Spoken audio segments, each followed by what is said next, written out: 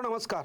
महाराष्ट्र विधानसभा 288 आमदाराची विधानसभेचा आमदार होण्यासाठी वय लागते 25 वर्ष आणि विधानसभेचा आमदार होण्यासाठी तो राज्याचा रहिवासी लागतो. सध्या महाराष्ट्रात 2 विधानसभा मतदारसंघाच्या पोटनिवडणुकीचा निकाल लागला. त्यामध्ये एक मतदारसंघ आहे बारामती आणि एक मतदारसंघ आहे राहुरी. मुख्य गोष्ट लक्षात घ्या, पोटनिवडणूक का घडली हे आपल्याला पाहायचं आहे. पण या निवडणुकीमध्ये 2 अनोखे चेहरे निवडणुकाला उभे राहिले. त्यामध्ये एक हे big boss fame Abhijit Bichkule आणि एक हे करुणाताई मुंढे. मुख्य गोष्ट, चौथ्या फेरीमध्ये यांना मतदान हे 65 आणि चौथ्या फेरीमध्ये ताईला मतदान आहे 68. आता मुख्य गोष्ट लक्षात घ्या, पण यांच्या आत्मविश्वासाला दाद द्यावं लागेल. कोणी देशात उभं राहू द्या, यायला काही ताण येत नाही. तर महाराष्ट्र राज्याच्या पहिल्या महिला उपमुख्यमंत्री सुनेत्रा पवार यांच्या विरोधात यांनी निवडणूक लढवली. आता जर आपण जरासा विचार केला मतदारसंघाचा, तर पहा, या विधानसभा मतदारसंघाचं नाव बारामती आहे. या बारामती विधानसभा मतदारसंघामध्ये सध्या ज्या निवडून आल्यात पोटनिवडणुकीमध्ये, त्या महाराष्ट्र राज्याच्या महिला उपमुख्यमंत्री आणि स्वर्गीय अजितदादा पवार. आता इथं पोटनिवडणूक का पार पडली, तर महाराष्ट्र राज्याचे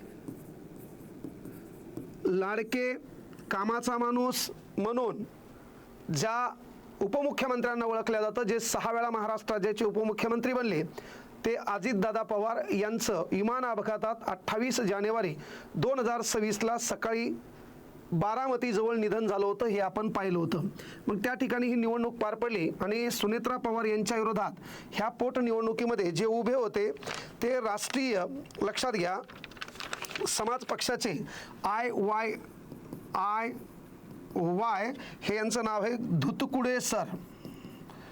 धुतकोड सर यांचा पराभव. सोबत या निवडणुकीमध्ये आपण पाहिलं असेल करुणा मुंढे यांनी देखील एंट्री मारली होती आणि या निवडणुकीमध्ये अभिजित बिचकुले यांनी देखील उडी मारली होती. पण या निवडणुकीमध्ये विजय कोणाचा झाला हे सर्वांना माहीत आहे. पण अजितदादा पवार म्हणजे बोलून चालून तू माझ्या विरोधात उभा राहून पाय, तू निवडून कसा येतो हे रोखटोकपणे सभागृहात फक्त एकच माणूस बोलून दाखवायचा. त्या माणसाचं नाव आहे अजितदादा पवार.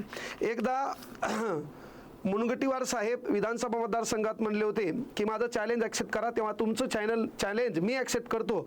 असं सभागृहामध्ये सर्व शांत असताना फक्त अजितदादा पवार यांनी स्वीकारलं होतं. म्हणजे आतून आणि बाहेरून, म्हणजे जे पोटात आहे ते ओटात असणारा महाराष्ट्राचा एक लाडका नेता, त्या नेत्याचं नाव अजितदादा पवार. मुख्य गोष्ट लक्षात घ्या, ही निवडणूक पार पडली आणि या निवडणुकीमध्ये सुनेत्रा ताई पवार यांनी धुतकोड सर, करुणाताई आणि अभिजित बिचकुले यांचा पराभव केला. पराभव साधा सुद्धा केला नाही, तर तो पराभव 2 लाख, मेन गोष्ट लक्षात घ्या, 18,930 मतांनी त्यांनी पराभव केला आणि या विधानसभेमध्ये सर्वाधिक मतांनी निवडून येणाऱ्या सुनेत्रा पवार ह्या ठरल्या. या अगोदर ह्या बारामतीमध्ये लोकसभा मतदारसंघा निवडणुकीमध्ये उभ्या होत्या आणि त्यांनी पराभव केला होता सुप्रियाताई सुळे यांचा. सुप्रियाताई सुळे यांना देखील त्यांनी जर तुम्ही विचारात घेतलं तर त्यांनी तब्बल 1,58,333 मताने सुप्रियाताईचा पराभव केला होता. हा देखील अतिशय भरघोस मताने सुप्रियाताईचा झालेला पराभव आहे आणि सध्या विधानसभेमध्ये देखील त्यांनी सर्वाधिक मतांनी निवडून येण्याचा जो विक्रम अजितदादा पवार यांच्या नावावर होता, म्हणजे त्यांच्या पतीच्या नावावर होता, तो रेकॉर्ड यांनी मोडण्याचं काम केलंय. आता मेन गोष्ट काय बाबा, अजितदादा पवार म्हटलं की विषय नाही.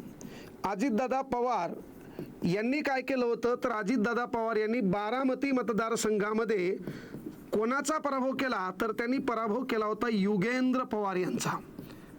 हे शरद चंद्र पवार गटाचे आणि दादा स्वतः NCPचे, राष्ट्रवादी काँग्रेस पार्टी, ज्या पक्षाची स्थापना 1999ला झालेली आहे.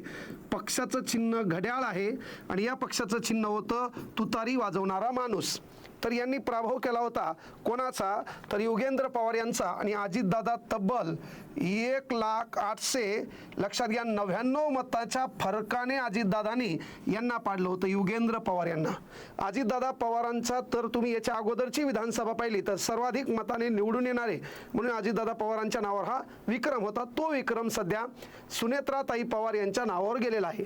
त्यानंतर आपण पाहिलं असेल की एक निवडणूक पुन्हा पार पडली. ती निवडणूक पार पडली राहुरी या ठिकाणी आणि राहुरी विधानसभा मतदारसंघामध्ये सध्या अक्षय कर्डिले हे भरघोस मताने निवडून आलेत.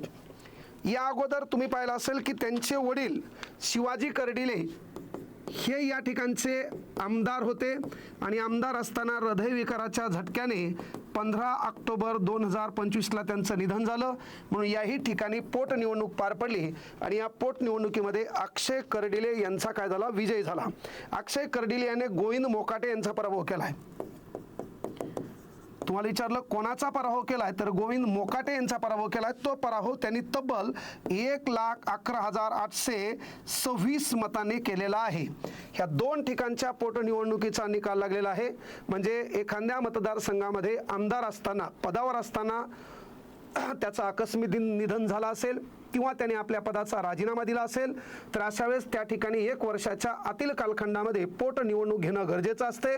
जी निवडणूक होते तिला पोटनिवडणूक म्हणतात. तर बारामती आणि राहुरी या ठिकाणी पार पडलेल्या पोटनिवडणुकीमध्ये विजय झालेल्या सुनेत्राताई पवार आणि विजय झालेले अक्षय कर्डिले म्हणजेच शिवाजीराव कर्डिले माजी आमदार यांचे सुपुत्र, तुम्ही पाहिलं असेल भारतीय जनता पार्टीकडून यांनी गोविंद मोकाटे शरदचंद्र पवार गटाच्या उमेदवारांचा पराभव केलेला आहे.